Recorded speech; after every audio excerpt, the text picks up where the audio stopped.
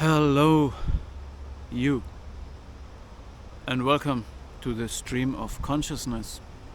I'm back in my office, as you see, and today I want to make a video about gaslightings. And this is tactics that narcissists use to confuse you and overwhelm you too. Sometimes I make videos where I process scientific information, and sometimes I make videos where I provide you with my own experiences. Today is one of those videos with my own experiences. I will even make my own definition of what a gaslighting is, so you can Google it and check out what other people say. It might be a little bit different. So, excuse me, by the way, it is a beautiful day today. As you see, the sun is even blinding me, but it's windy too, so excuse me for the sound irritations, probably. So, narcissists live in a shared fantasy. So if you have a dysfunctional family unit, a toxic relationship, everybody involved will have to accept the fantasy the narcissist wants to share. And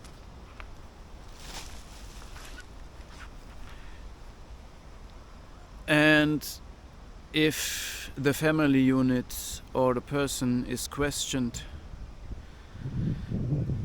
they will even go in a defensive mode. They will close the family for the outside, and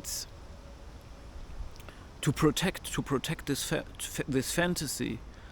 You are not allowed to question this fantasy. You know, the narcissists invent a false self in early childhood, and he also has to invent a reality. And he feels that you have to accept the shared fantasy and validate it, as well as you have to validate his self-image he created. And only by your stream of consciousness actually receiving his shared fantasy, his invented self, and by buying this and accepting it, you validate it for him, and then he feels it. Okay? So he needs you. He needs the stage of your consciousness, or he needs your emotions, you as a mirror, to feel it. Okay, and gaslighting, in my opinion, in this definition that I will give you, is also something coming from his fantasy. And if you don't know about narcissists, how a narcissist work, how they are developed, if you have not all this knowledge that I can provide you with, partially at least, this will confuse you. A gaslighting will always confuse you, and this is also why people in toxic relationships to narcissists often have memory lags. It creates memory lags because your brain, when it gets this information, this gaslighting that happens, you know, your subconsciousness just thinks, what the actual fuck, I can't make sense of this, and they just put it down, and you don't remember what happened. You know, you just skip on it. And then when you step out, or when you have to go out of this cult, because it's a cult, then you get the information you need, and then you start decoding all the situations. You get so many flashbacks, and this is also necessary for healing, but it's very energy draining, because it always lets you relive the pain of abuse, and because you always see, oh, this situation, they did this to me, and they told me this, and I was looking in my naive way, I was looking for a deeper meaning, I was looking for emotion, I was trying to find a person that is at home, a human being. But in the narcissist, there is nobody at home. Sorry to put it this way. No sugarcoating in my stream. Okay. And yes, this is a gaslighting. A very confusing situation that you might probably skip over or be overwhelmed, and when you decode them later, it is very necessary to get all the memories back that you had.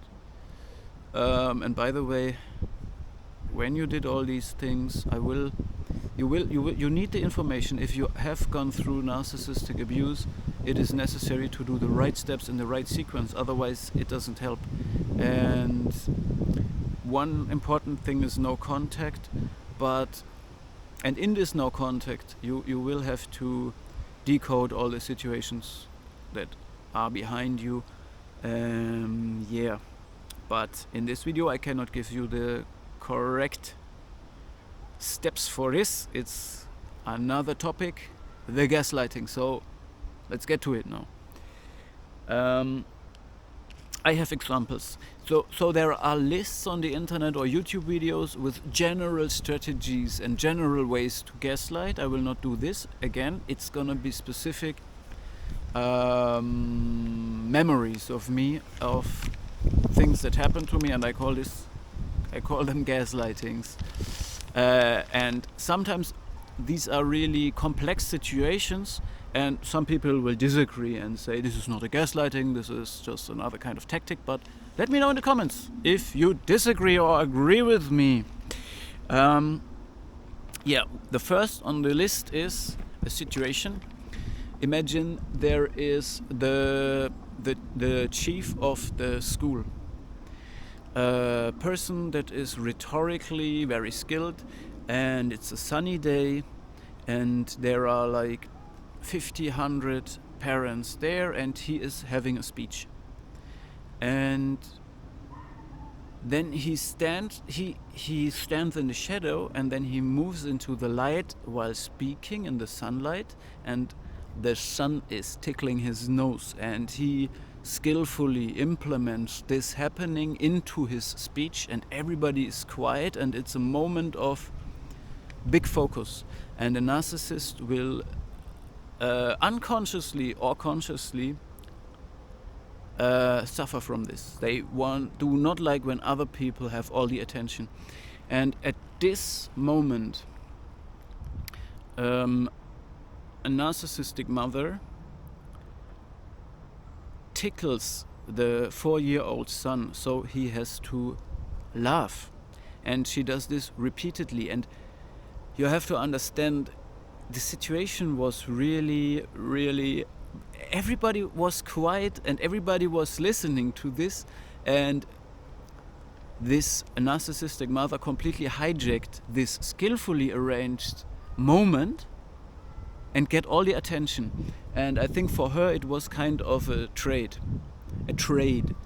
She disturbed the situation, which gives her a little bit of a negative perception of the crowd, but she also showed everybody, look, I have my son with me, I'm making fun with him, he's laughing, I am a good mother. So she hijacked the situation, and she made sure everybody gets the information, I am a good mother, connected to my little boy. And I think it's kind of child abuse too, because she tickles him, as the son tickled the school chief's nose, she tickled the boy, and via this triggered that laughing that got the attention of everyone to her. And she does it repeatedly, exactly in this moment of silence and complete focus on the other person. And if you confront a person with this afterwards, they will belittle you and say, oh, you just take it too serious, you are the crazy one, you're overreacting, you're overanalyzing, whatever, Okay, and Then on my list I have another thing that is arguably, I call it a gaslighting. So imagine you raising your children together with your wife, and yeah, you might not be in any relationship anymore, but you agreed to raise the kids together, and then you adopt someone into the family and you live with the person, and then suddenly, without talking to you, they throw out overnight, without telling you, the kitchen of this living unit in the house. So suddenly another grown-up person is forced to eat with you and cook in your kitchen. And by this, they hijack your private sphere. You know, you have no more privacy. It's done in your own house, in your home. This is overwhelming tactics of, overstepping borders without asking others, completely focused on your own desire. And I call this another way of gaslighting people. And I have another example. And this is people who are narcissists themselves, covert or overt, whatever. They can even use suicide or feigning suicide in order to get a reaction from you, to abuse your empathy and your accountability.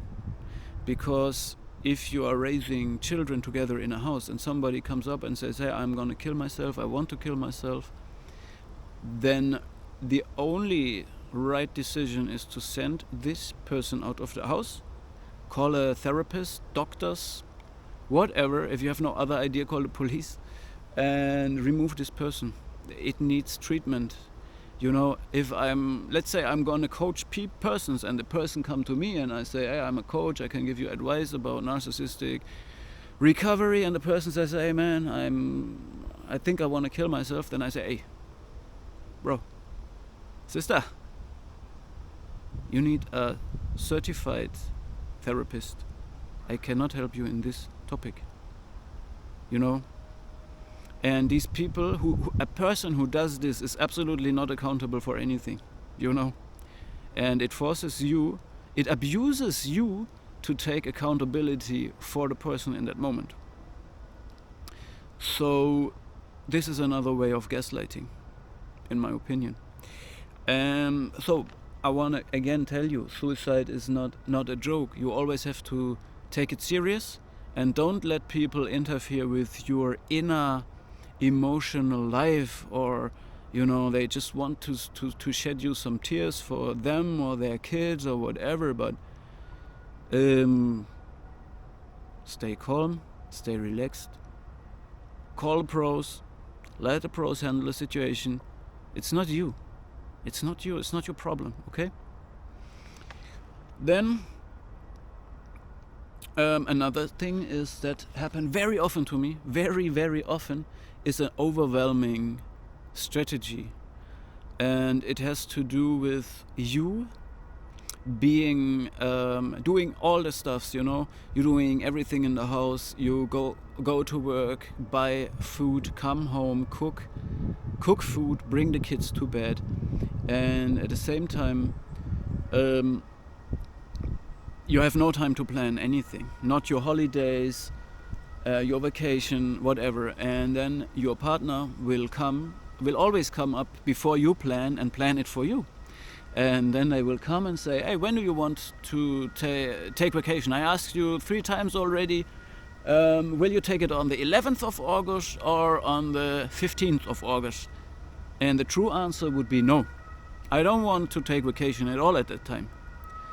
But you will fall for it and choose one of the options that fits you better. But in both cases, it will be the selfish demands of your partner that wants you to take vacation in order to pursue her own selfish needs. Overwhelming strategy. planning your time, taking your private sphere away and planning all of your time in order to do their own agenda. Okay. And then the last thing I have on my list is starting sentences with, in this topic, in this case, I was thinking for you it would be the best to do it this and that way, because if you add 7 and 6 and 3 and multiply it by 2 and then you subtract 4, you have X amount, and this would be the best for you. So whenever they tell you what the best is for you, say no. This is in general my advice. If you find yourself in such a situation, learn to say no first. And then you leave it that way, the situation, you say no and say, I have no time to respond now. And then you think about it, and then you take the initiative and try to stand your ground and tell the person what you want. Pursue your own desires. But you have to step out of the dysfunctional unit. Anyway, is my advice. Okay, and I have a bonus gaslighting experience that I want to tell you. And that is, again, I can only warn you, especially men who like to confront people verbally or physically. I have no problem to confront people and settle things in any way. But there is something that you cannot confront, and that is the covert narcissist, because he's a coward. And now is my warning. Listen, the gaslighting, it comes now. If someone enters your life and he shows yourself an image of complete victim, he says, people stole from me, I lost this, they took this from me, I can't work no more, I am sick, I can't do anything. Like a doormat. Okay, so you can't do more than step on a doormat, you can't grasp it, you can't kick it, you can't even kick it, and such a person comes in your life. Don't open the door for it.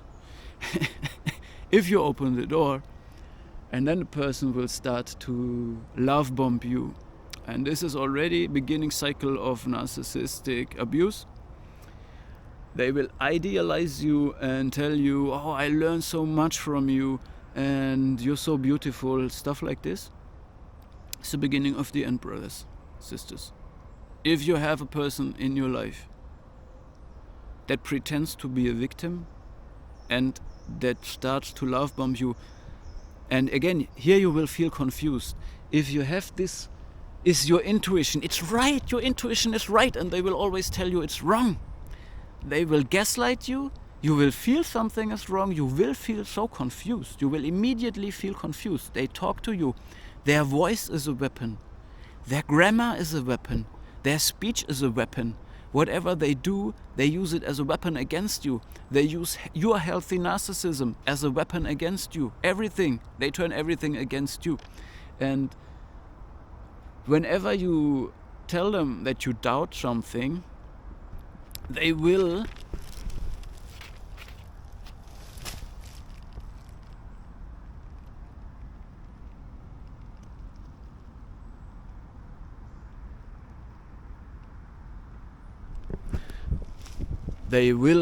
tell you, no, it's not this way, you are overreacting, you are wrong. There are so many strategies to keep you sleeping and suppress your intuition. So you have to trust your intuition. Your first feeling, your confusion warns you this is a gaslighting. There is something wrong. And it's hard to resist people who, they bait you. It's very hard to resist this kind of abuse, because it always starts with, they try to put some dopamine into you, and this is the bait. They always have a bait, and then they put hooks under your skin. They want to get under your skin. They put hooks in. And this is where the trauma bonding begins. And this is where a new video could be made about trauma bonding and all these beautiful things, people, we don't need. So stay safe, trust your intuition. If somebody confuses you, be very careful and say no. Then they might drop the mask and this will be the most ugly thing you've ever seen.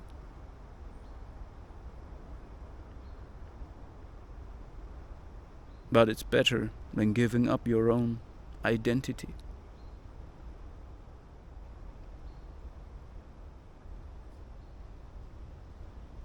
Love y'all. Have a safe day.